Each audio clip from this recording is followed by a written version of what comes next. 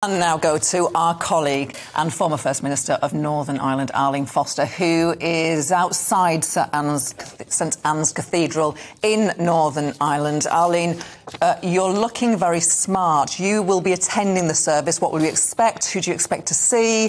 Tell us about it. Well, hi, good afternoon, everybody. I think we'll probably see a repetition of the beautiful service that we've seen from St Giles in Edinburgh yesterday, where there'll be beautiful music, some reflection on Her Majesty's life of service and dedication, and of course a reflection on the fact that this part of the United Kingdom will want to very strongly let His Majesty the King know of their love and their support for him as he deals with these very difficult days. Clearly, this is a time when both religious and political sensitivities have to be observed by the King and all the events that take place there. I was just noticing that what Alex Maskey had said, who, of course, is Speaker of the Stormont Assembly, but a Sinn Féin member, underlining the sympathy and the mourning and the warmth for both the late Queen and indeed the King. Indeed, and Her Majesty took a huge interest in relationships in Northern Ireland, relationships between the island of Ireland and Great Britain.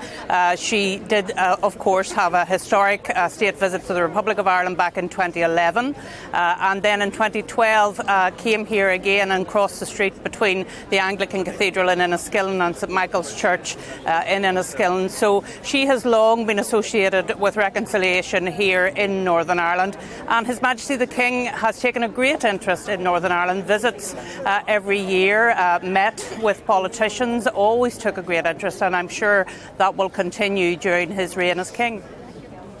Charles and the Queen Consort, they will be arriving for that service shortly. What is the security like there, Arlene?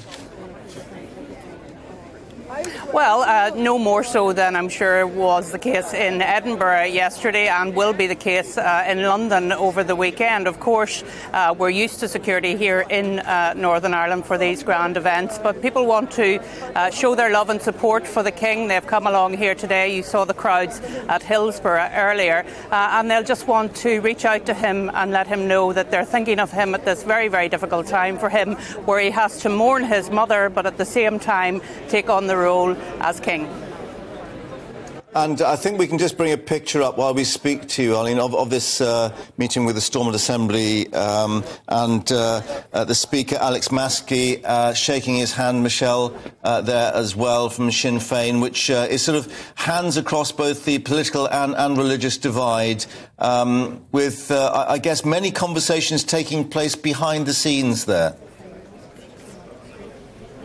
Indeed, and this is not the first time Michelle O'Neill will have met the King. Obviously, it's the first time as King she'll have met him, but she met him many times as the Prince of Wales, because, as I said, he visited here, took a great interest in what was happening in Northern Ireland, and I've no doubt that that interest will continue during his reign as monarch.